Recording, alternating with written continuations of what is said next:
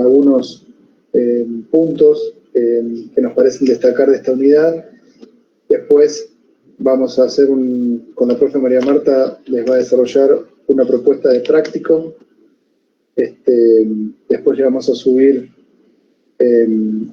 una de las guías de años anteriores de práctico de la unidad 10.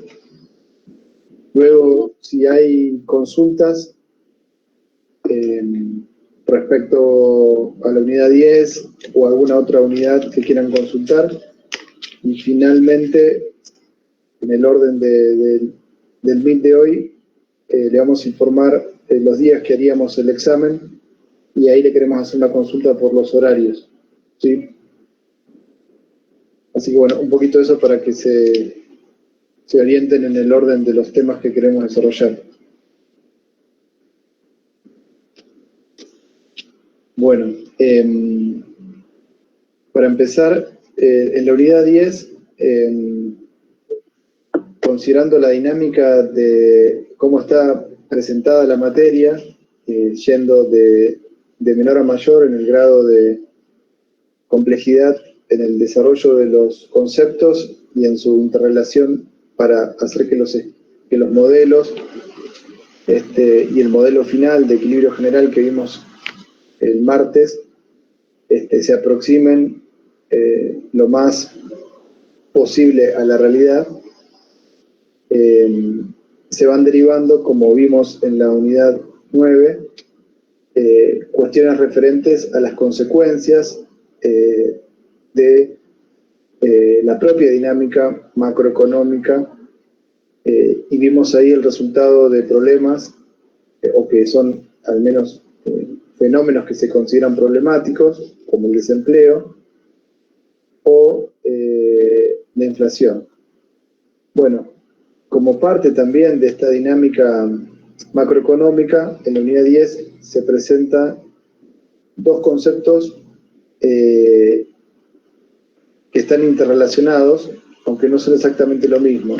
Uno es el concepto de crecimiento económico, y ahí vamos a ver algunos autores que hacen interpretaciones o modelos sobre cómo es la dinámica de ese crecimiento económico. El otro concepto que se deriva en parte o se desprende del crecimiento económico, pero tiene relativa autonomía desde el punto de vista del fenómeno al cual apunta, es el del desarrollo económico. ¿Sí? Bueno, ese concepto está presentado en la unidad 10 y en los materiales que están subidos al aula virtual. Yo sobre desarrollo no me voy a explayar, creo que es relativamente más sencillo que la parte de crecimiento. Eso lo dejo para que ustedes lo vean, si hay dudas pregunten.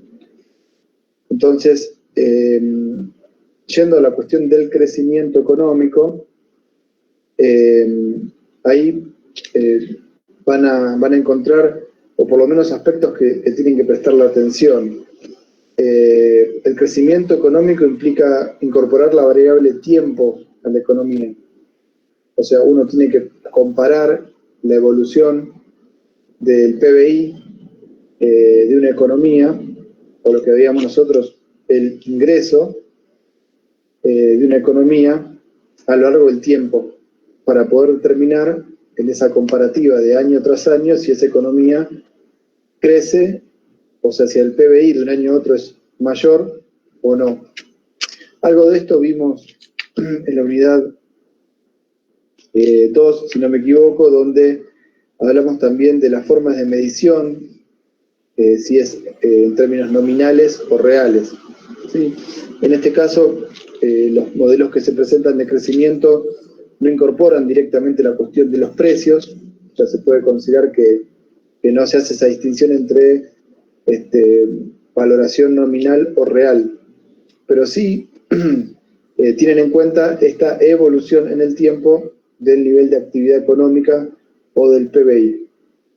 Van a encontrar ahí, asociado a esto, entonces, la cuestión del ciclo económico, o sea, mirar un periodo de 10, 15, 20 años y encontrar los momentos en donde hay un PBI que va siendo superior un año tras otro, años donde el PBI empieza a caer, una estimación de las caídas, si son persistentes, dan lugar a recesiones, si esas recesiones se hacen muy largas en el tiempo, dan lugar a depresiones, y luego la fase nuevamente de recuperación, ¿sí? Bueno, eso es un poco, en forma muy sintética, la presentación de la idea del crecimiento. En los modelos, acorde un poco a la visión más de tipo keynesiano clásica de la economía, lo que se va a discutir es qué es o qué factor o qué elemento motoriza el crecimiento. ¿Por qué hay crecimiento en la economía? Bueno, ahí el primer esquema o modelo que van a encontrar es el economista Harrod, que fue, se podría decir, colega o discípulo en realidad de Keynes, para ubicarlo también en lugar y tiempo. Bueno, Harrod va a plantear que el crecimiento económico depende de la demanda agregada o de la demanda global. Y dentro de esa demanda global va a ubicar al nivel de inversión autónoma. Acuérdense, la inversión autónoma que vimos, me confundo si es la unidad 1 o 2, pero bueno, entre unidad 1 y 2 vimos el concepto de inversión y de inversión autónoma, aquella que era autónoma o independiente del nivel de actividad. Entonces, para Harrod, esa inversión autónoma es la que va a traccionar la demanda global, y esa demanda global va a motivar que el PBI o el ingreso en economía año tras año vaya modificando su volumen, ¿sí? El volumen me refiero no a cantidad, sino a valor, a precio por cantidad, ¿sí?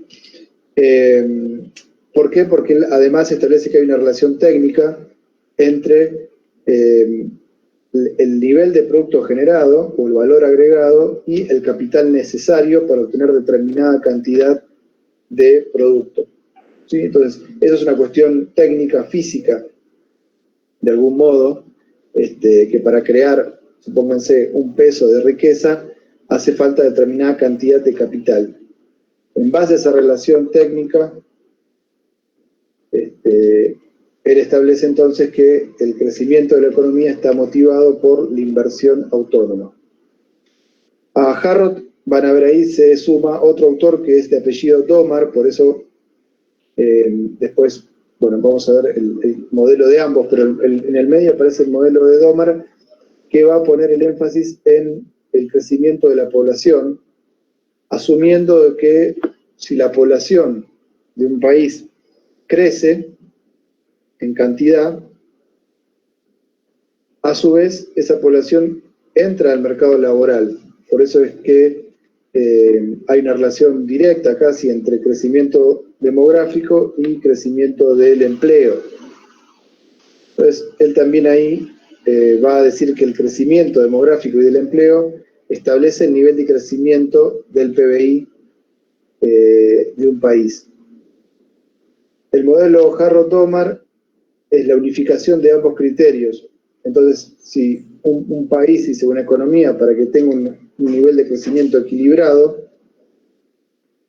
tiene que dar que esa tasa de crecimiento, supónganse que la economía crece hoy por hoy, por cómo viene la dinámica del mundo, excepto China y algún que otro país, crecer un 2-3% ya es un logro, de algún modo. Entonces, supónganse un 3% de crecimiento del PBI de un año a otro, tiene que ser igual a que la tasa de población o el crecimiento demográfico sea también del 3%, lo mismo que el crecimiento de la demanda por el lado de la inversión autónoma, ¿sí? Entonces, tienen que igualarse las tasas de crecimiento para que sea un crecimiento equilibrado. Dicen, bueno, tiene que igualarse esa tasa de crecimiento de la población con la tasa de crecimiento del capital, vía la inversión autónoma, al nivel finalmente de crecimiento de la economía.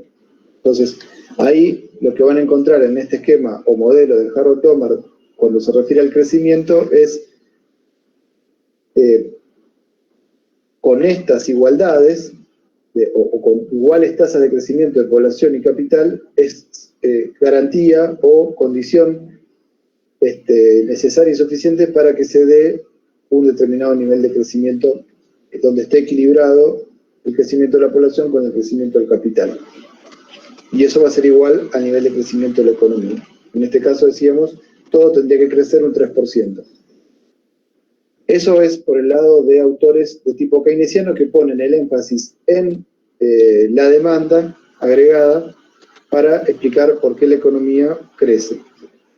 El segundo grupo de modelo es el neoclásico, por fuera de los keynesianos. Ahí van a encontrar un desarrollo analítico que en ambos casos no le vamos a pedir en ningún práctico ni teórico el desarrollo analítico completo, simplemente la fórmula final.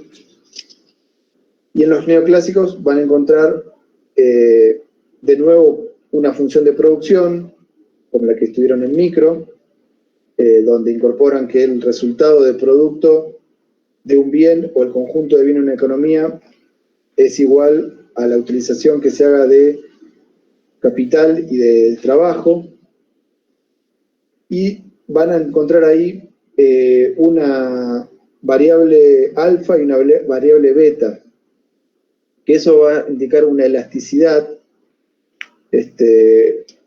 respecto a cada uno de los factores utilizados, ¿sí? En el caso de alfa es esa elasticidad de producción respecto al factor capital, y beta es esta elasticidad de la producción respecto al factor trabajo. La condición es que alfa y beta son valores que están entre 0 y 1, por ende la suma de ambos es igual al 100% o a 1, ¿sí? al total. Entonces, en este esquema neoclásico, con esta función de producción que ustedes vieron en micro, con esta elasticidad del factor capital y trabajo, más un componente autónomo que se lo identifica con la letra A mayúscula, que tiene en cuenta el cambio tecnológico, ¿sí? Bueno, la suma de cada uno de estos elementos da lugar al nivel de crecimiento de esa economía, ¿sí? En este esquema, entonces, entra en juego ya no estrictamente la demanda agregada como en el esquema neoclásico, en el esquema keynesiano, sino en el esquema neoclásico lo que tienen que prestar la atención es a esta participación de cada uno de los factores de la producción, además de la tecnología, que muchas veces se considera que en el periodo de tiempo analizado no tiene variaciones, a veces directamente no está o tiene valor 0 en la fórmula analítica, pero entonces es esta idea de la micro de que el producto total que se obtiene con esta función de producción es acorde a la cantidad de factores de la producción, capital y trabajo utilizados, ¿sí? Bueno, ahí van a ver entonces que puede darse una situación particular en la cual el propio esquema analítico de crecimiento neoclásico se iguale con el esquema de Harold Tomar, ¿sí? Prestenle atención a eso. ¿Cuándo o en qué casos la ecuación o analítica del crecimiento económico según el modelo neoclásico se iguala con la expresión analítica del crecimiento económico según Harold Tomar, ¿sí? Bueno, eso presten atención. Bueno, hasta ahí son estos dos esquemas, ¿sí? Keynesiano por un lado, neoclásico por el otro.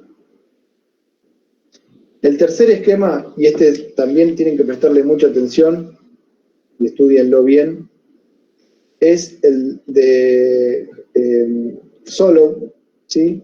El economista Solow,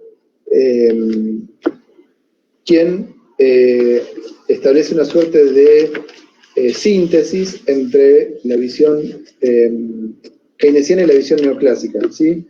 Robert Solow. Ustedes ahí tienen que tener en cuenta una serie de supuestos en donde se considera también, al igual que el neoclásico, la función de producción neoclásica, con rendimientos constantes, a escala, con rendimientos decrecientes respecto de cada factor de la producción, y donde aparece el mismo criterio de equilibrio que vimos entre el ingreso según la oferta y según la demanda, en la unidad 3, y la cuestión de que la acumulación de capital está dada por el nivel de inversión bruta que tenga la economía, descontada la depreciación de esos bienes de capital, para tener una inversión neta, ¿sí? Bueno, entonces, ahí se considera que es una economía en la cual, con esa función de producción neoclásica, con ese equilibrio macro, que vimos que se puede ver también como el equilibrio entre ahorro e inversión, y sabiendo que a la inversión bruta hay que descontarle la depreciación del capital, lo que va a plantear es que también hay dos componentes que van a influir en el crecimiento, no solo la inversión bruta, sino, como en parte hablaba Domar, el crecimiento económico, ligado al crecimiento demográfico y del empleo, y también algo que veíamos en los neoclásicos, el tema de la tecnología, ¿sí?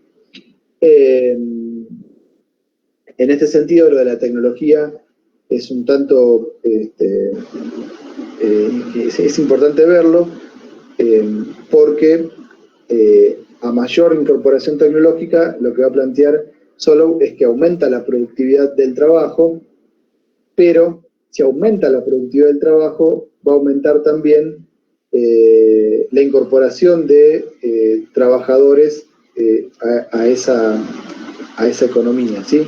A la producción. Entonces, en este esquema, la inversión bruta de capital tiene un elemento que la disminuye, como dijimos, que son las depreciaciones, tiene otro elemento que actúa contrario a la inversión o restándole a la inversión bruta, que es el crecimiento de la población y por ende del empleo, y también la incorporación tecnológica, por lo que decía antes. Si se incorpora más tecnología, se aumenta la productividad y eso implica incorporar también más trabajadores o aumentar el empleo, que tiene el mismo efecto que el crecimiento demográfico.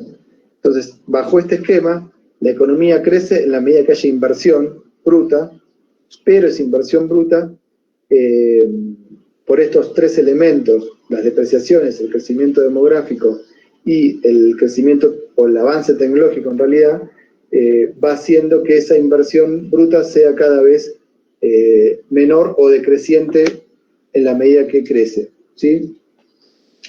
Por eso es que van a encontrar en Solow un modelo de crecimiento que no es ininterrumpido, sino que tiene un momento de estancamiento, o como él llamaba, de estado estacionario, ¿sí?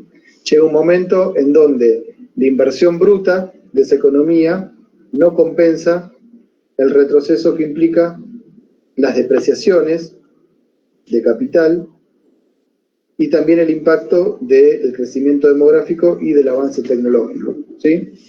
Entonces, dice Solow, el crecimiento de la economía se va dando por esa inversión bruta, pero hay otros factores que la van limitando hasta llegar a un punto en donde puede producirse este estancamiento del crecimiento, ¿sí?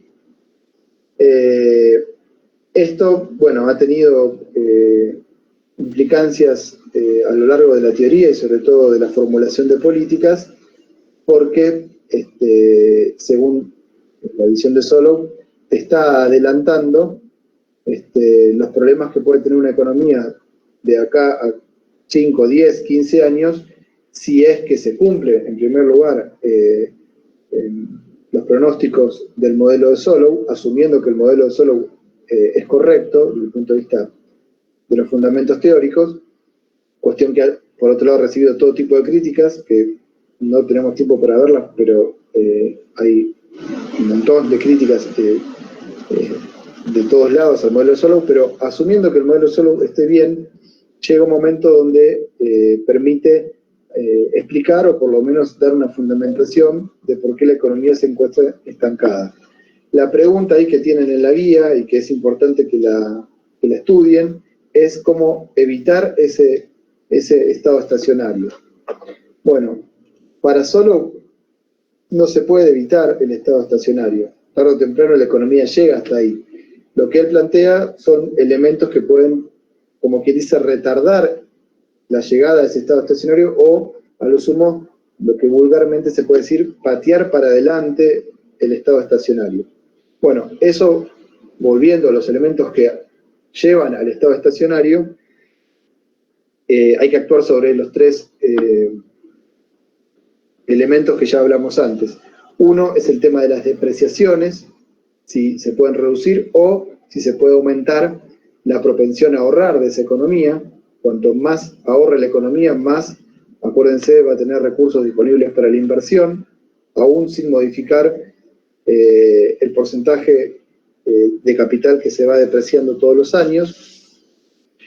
El segundo elemento es demorar o bajar la tasa de crecimiento demográfico, o que la gente viva más, pero que también que la gente,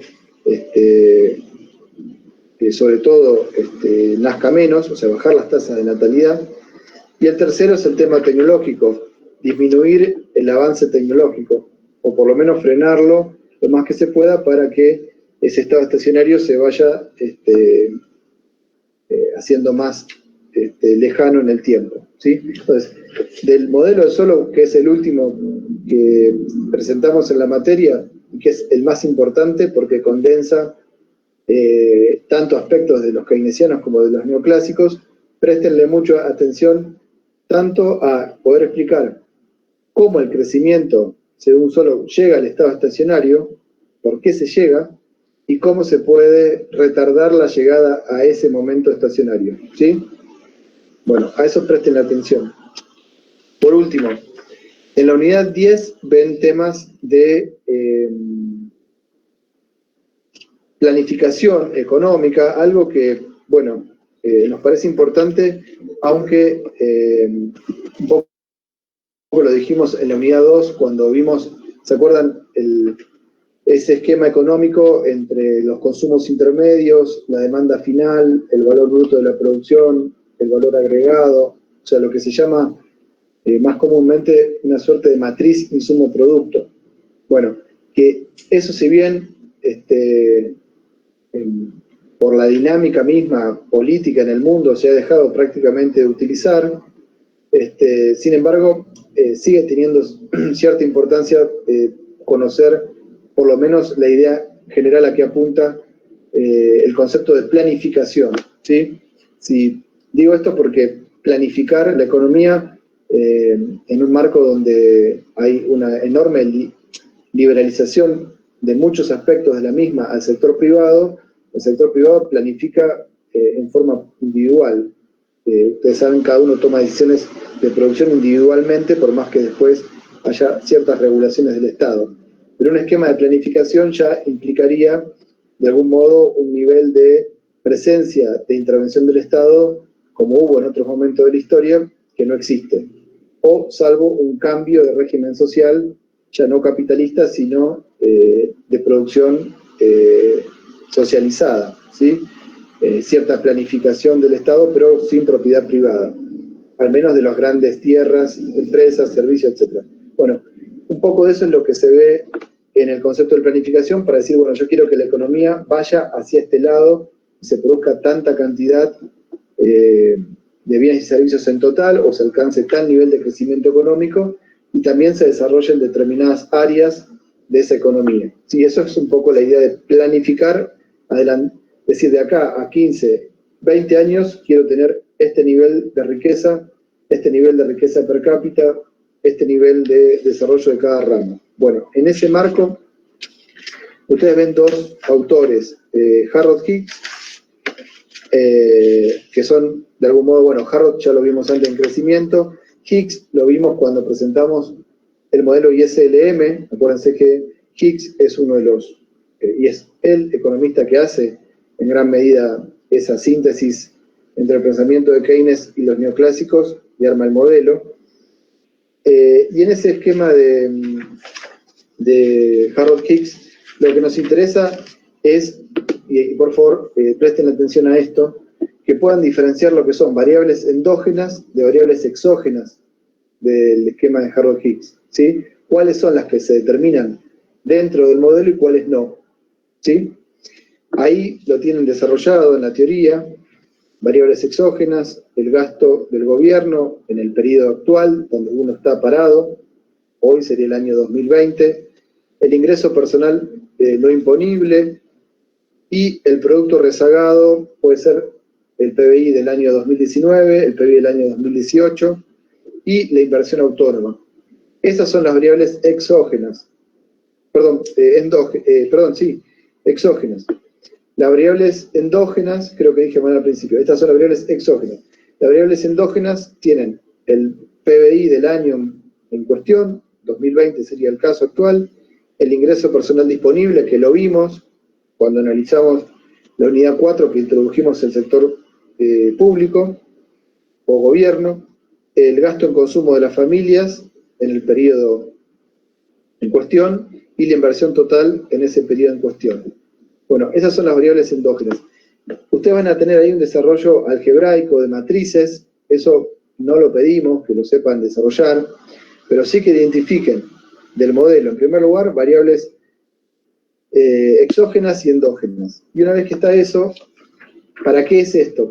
¿Cómo sería la planificación? ¿Sí? Bueno, muy sintéticamente ustedes tienen desarrollado ahí que pueden planificar, y esto sí lo tienen que saber plantear. Pueden planificar de dos maneras.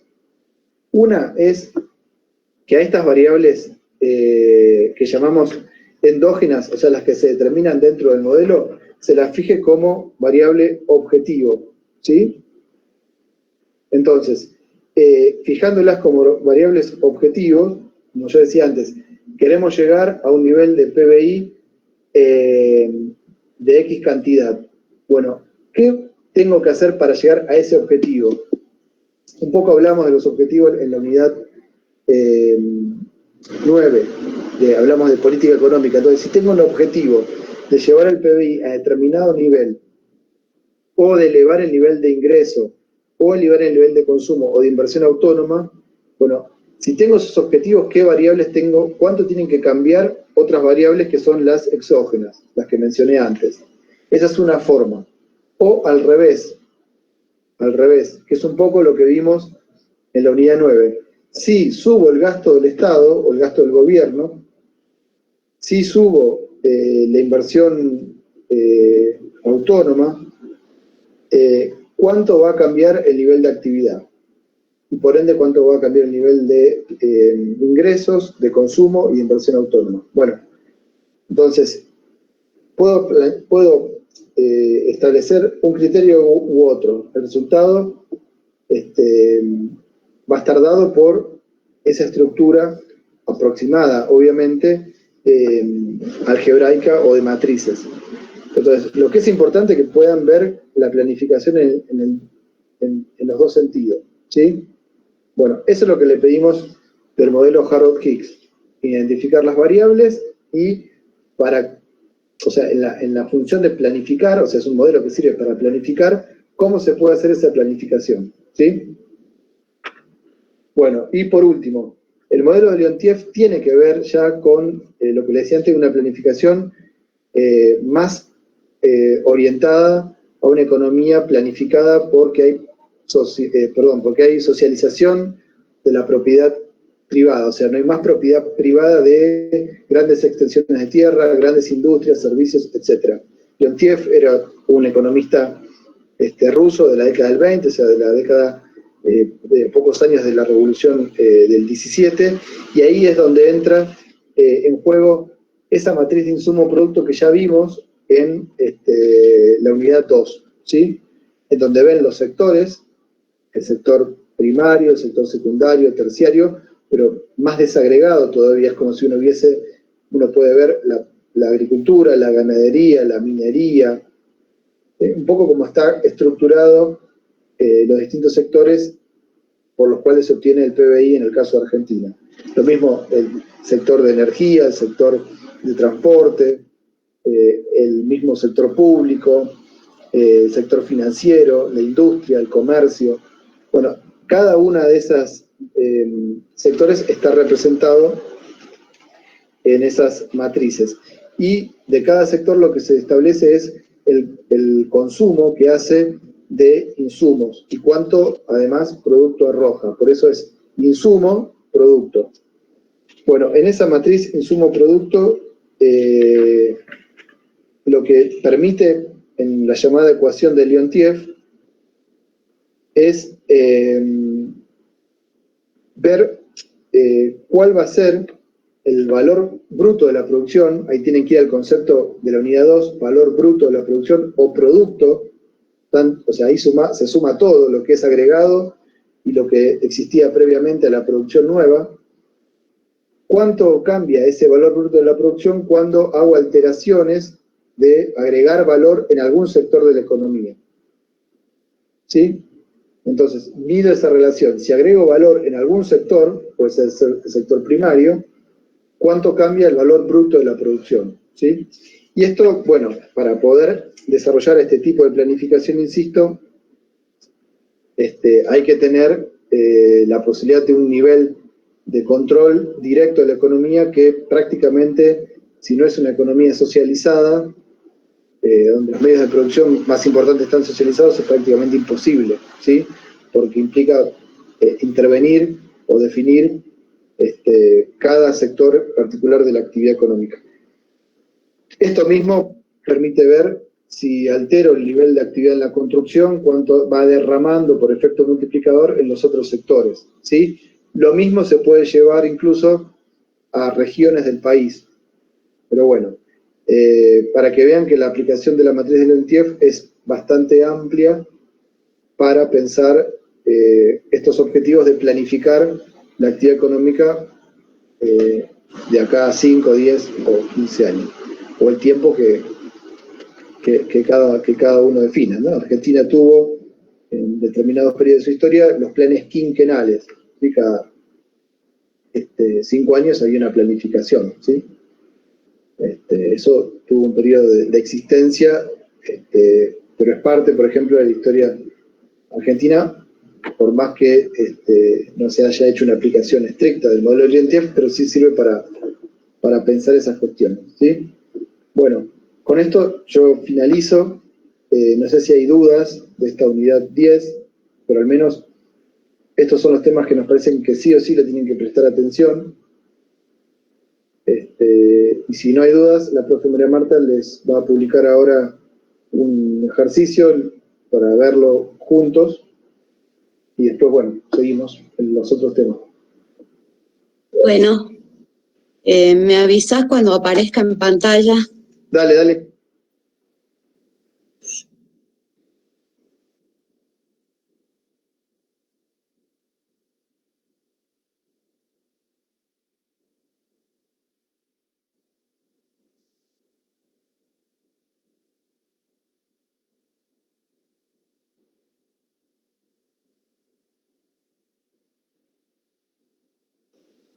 Ya está, ahí está saliendo. ¿Listo? Bueno, como les explicó Gastón, respecto de la parte práctica de esta unidad 10, que se refiere a largo plazo, esta unidad es más que nada teórica. Gastón ya les dio todos los lineamientos. Los ejercicios, el único ejercicio práctico que podemos llegar a ver es el de la aplicación de los modelos de crecimiento, particularmente el de Harold Domar y el modelo neoclásico. Para eso se les da un enunciado que es muy probable que lo hayan visto ya. Se les da tres situaciones diferentes donde se les da la participación del capital, la tasa de crecimiento del capital, la tasa de crecimiento del empleo, la propensión marginal al consumo, lo mismo para la situación 2, la situación 3. Se les pide que indiquen para cada una de esas situaciones cuál es el modelo de crecimiento que correspondería aplicar y decir cómo podrían proyectar a 3 años el PBI que se les da también como dato en la cuarta fila. Un breve recordatorio, también se los dio Gastón, para Harold Domar propone un modelo que garantiza el crecimiento equilibrado de la economía, en el que se verifica cuando la tasa de crecimiento del producto es igual a la tasa de crecimiento del capital e igual a la tasa de crecimiento del empleo e igual a S sobre B. Recuerden que S era la propensión marginal al ahorro, B era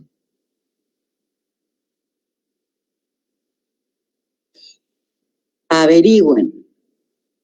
Y por otro lado, el modelo neoclásico, que dice que el crecimiento, ya no hablan de crecimiento equilibrado, el crecimiento está en función de la participación del capital por la tasa de crecimiento del capital, más la participación de la mano de obra o del empleo por la tasa de crecimiento del empleo.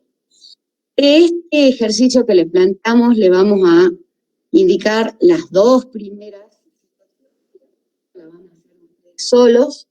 En el primer caso nos dice, la participación del capital es del 60%, la tasa de crecimiento del capital es del 2,5%, la tasa de crecimiento del empleo es del 2,5%, la propensión marginal al consumo es del 65%.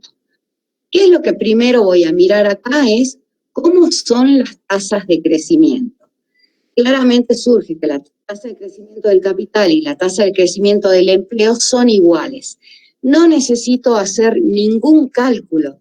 Automáticamente puedo decir, se resulta aplicable el modelo de Harold Domar, por lo tanto la tasa de crecimiento del producto también va a ser del 2,5%.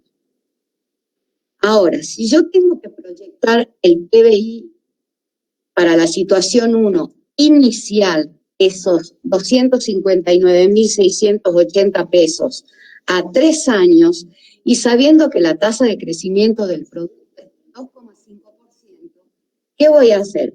Voy a sacar el 2,5% de ese PBI inicial, se lo voy a sumar al PBI y ya tengo el PBI que corresponde al momento 1, al primer año, con una tasa de crecimiento del 2,5%.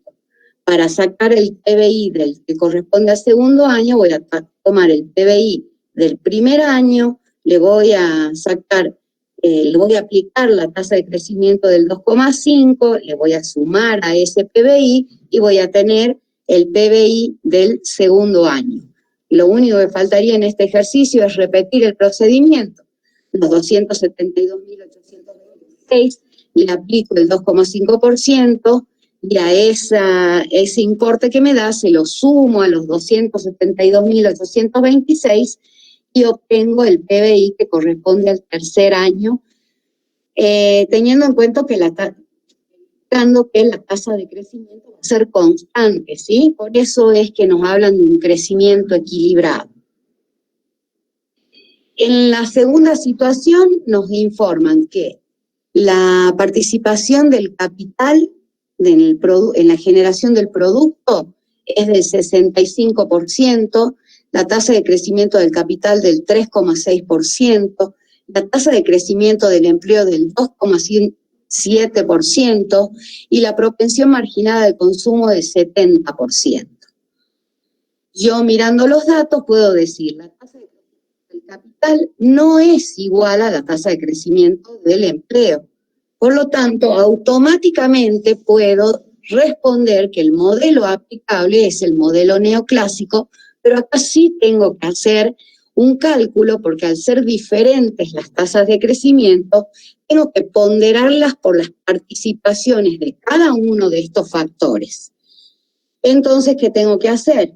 Yo sé que, de acuerdo a la formulita que tienen ahí arriba, la tasa de crecimiento del producto es igual a la participación del capital por la tasa de crecimiento del capital, más la participación del empleo por la tasa de crecimiento del empleo, y reemplazo.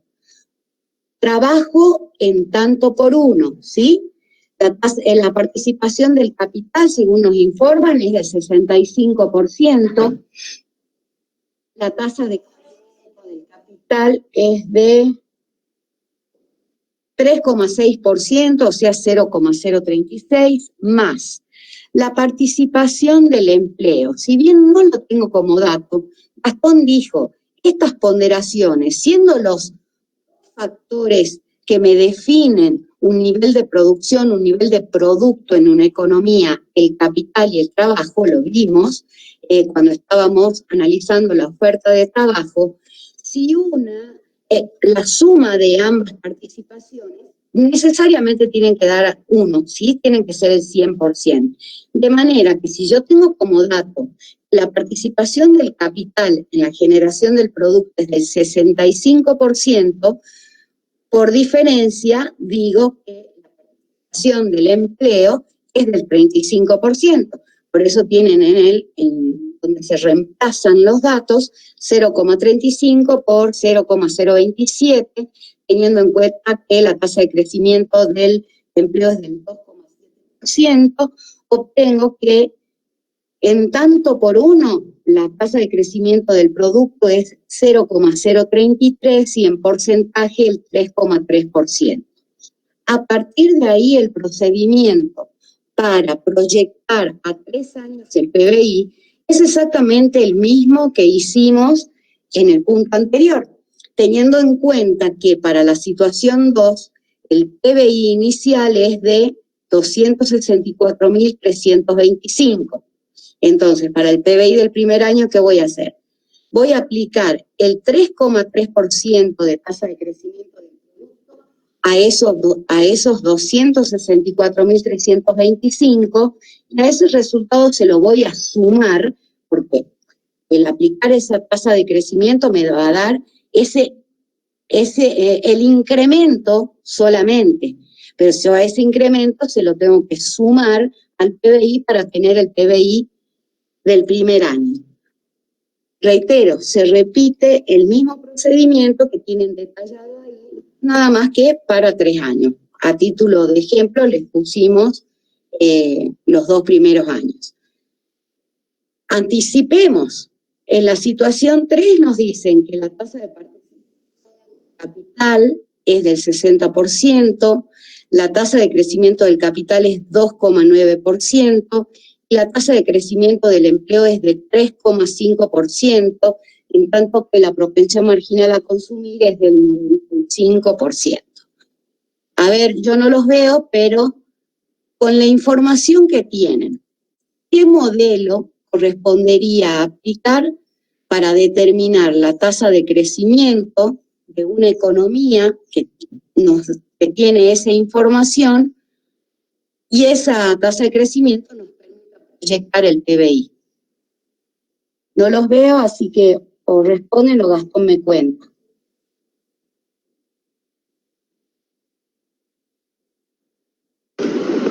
Ahí Patricio dice el neoclásico. Perfecto, Patricio. El secreto está en comparar la tasa de crecimiento del capital con la tasa de crecimiento del empleo. Si son iguales, no lo pienso más, Harrod-Domar. ¿Hago cálculos? No. Automáticamente ver que la tasa de crecimiento del producto va a ser igual a la tasa de crecimiento del capital e igual a la tasa de crecimiento del empleo. Si yo comparo la tasa de crecimiento del capital y la del empleo y no son iguales, digo, el modelo a aplicar es el modelo neoclásico, y ahí sí tengo que hacer cálculos. En general se desesperan porque en la información, en los datos, solamente se les da la participación del capital.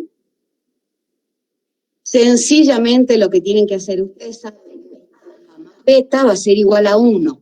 Si alfa es el 60%, beta va a ser el 40%. Reemplazo los valores y sigo el mismo procedimiento. No tiene tanta dificultad, lo que sí hemos notado, particularmente en los parciales, es que se ponen a calcular, aplicando el modelo neoclásico, se ponen a calcular y van a sacar, cuando corresponde aplicar el modelo de Harrod-Tomar, aplican el modelo neoclásico y el resultado le va a dar 2,5, en el caso del ejemplo nuestro, de que son iguales las tasas. Entonces también un poco es tener en claro eso y ser astutos a la hora de dar una respuesta. No es mucho lo que les queda por hacer, pero si tienen algún tipo de dificultad o algo, tienen el foro a su disposición.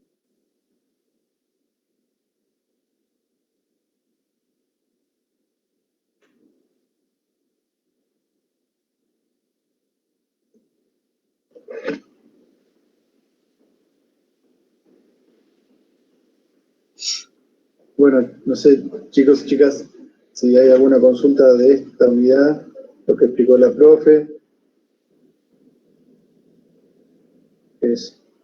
Me quedó ahí sin que me contesten que era la B.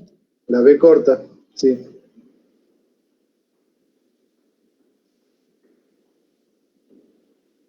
Bueno, eso queda para que lo estudie. Bueno, si no hay... Perdón, cuando no veíamos... No. No. A ver, una ayudita. Cuando veíamos la inversión, A era el multiplicador.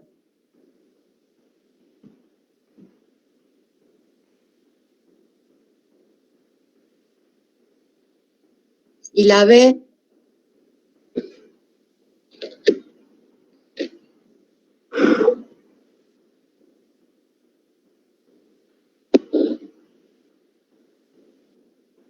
No, Patricia. Para empezar, el ahorro no tiene un multiplicador, ¿sí? Bien, y esa relación capital, Darío, esa relación capital-producto, ¿cómo la llamábamos?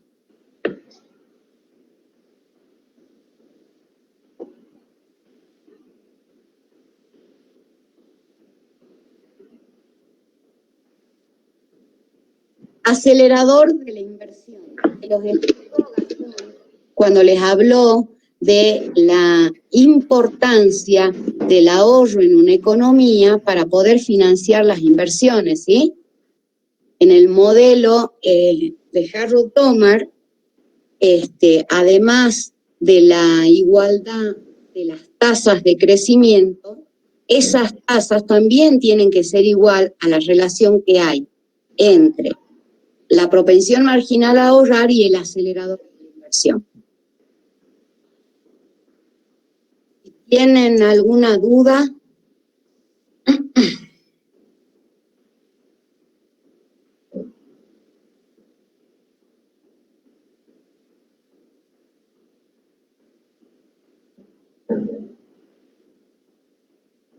No sé si querés explicar un poco el tema del parcial. Bueno, sí, chicos, el tema del examen, necesitamos que nos confirmen en estos días, no dejarlo mucho más, quiénes van a rendir virtual o por Meet. El resto asumimos que se presentan presencial. Tenemos fecha para el miércoles 9 de diciembre, posterior al fin de semana largo. La verdad que no quedan muchas fechas, pero bueno, haciéndolo ahí, nos da chance de poder hacer el recuperatorio el día 14, respetando los 5 días, etc. Entonces, la consulta es para los que hagan presencial, puede ser a las 9 de la mañana o a las 3 de la tarde.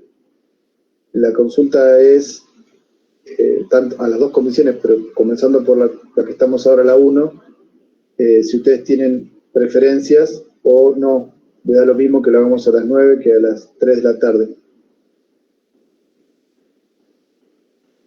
Si pueden decir por el chat o como, pero para tener una idea. Acá un alumno, Patricia, propone a la tarde.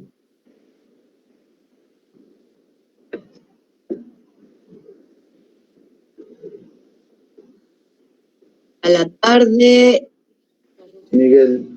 a Loli y a Miguel. Bueno, hasta ahora tenemos mayoría a la tarde. La consulta es porque tenemos que informarle al secretario académico para que él pueda liberar la reserva que hicimos en el horario de mañana y dársela a otra materia que también necesite evaluar. Asumo que los alumnos que contestaron a la tarde son los que están dispuestos, los que van a rendir el examen, el parcial en forma presencial. Acá quiero hacer una aclaración. Solamente tienen instancia respiratoria los que rinden el parcial presencial. Los que rinden en forma virtual no. Para poder alcanzar la regularidad tienen que rendir en forma presencial en otro momento, ¿sí? Así que, aclarado. Bueno, profe, quedamos disculpe, a la tarde. Sí. No se entendió muy bien porque se entrecortó. Respecto de la instancia recuperatoria.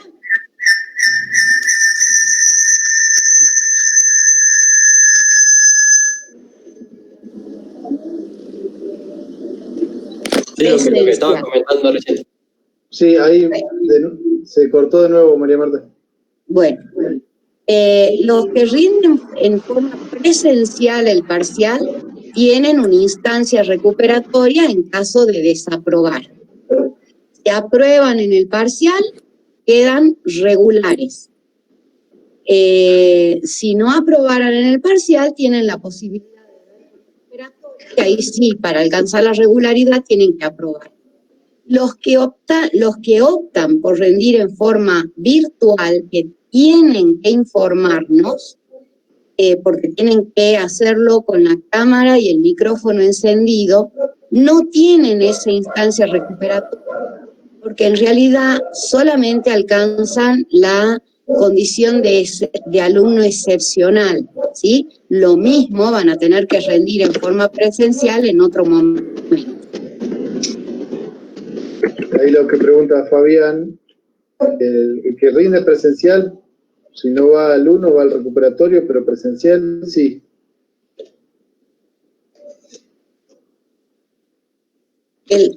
Acá la cuestión es que tienen que optar por una de las dos alternativas. No puedo presentarme al parcial presencial y pretender rendir en forma virtual. Si rinden presencial o no se pueden presentar por alguna razón, tienen la instancia recuperatoria, pero están agotando una oportunidad para Fabián. Ok, dice. Bueno.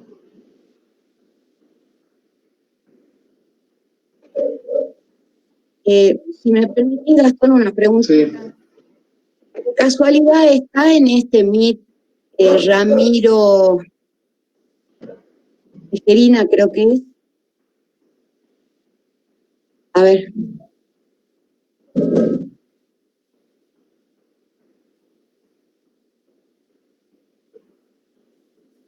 No hay ningún Ramiro. No está Ramiro Tejerina. No, debe estar en el otro grupo. Bueno. Veamos si ustedes creen necesario que el martes nos conectemos para dar apoyo, plantéenlo, pero en el foro, ¿no? Avísennos por el foro. Si ven necesario que nos conectemos el martes a las 3, avísennos. Si no, no nos conectamos. ¿Está bien? Y si pueden especificar las consultas que necesitarían hacer en el MIT, También. que nosotros también veamos la posibilidad de preparar algún material para responder, si no es muy difícil.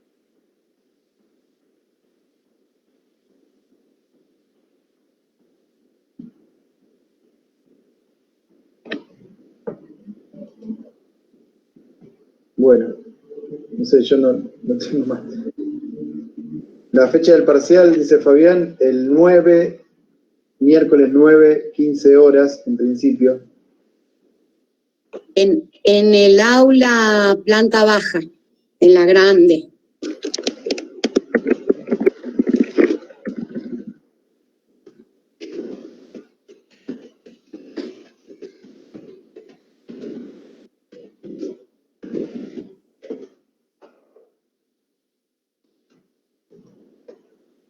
A ver algún cambio o algo, se nos avisa.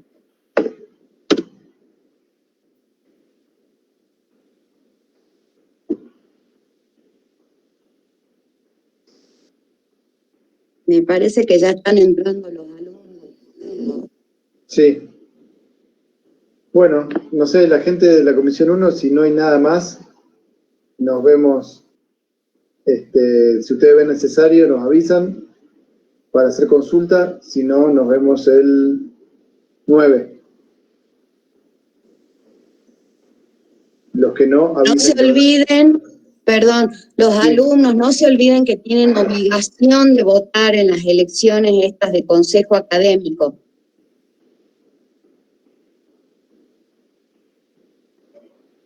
Bien.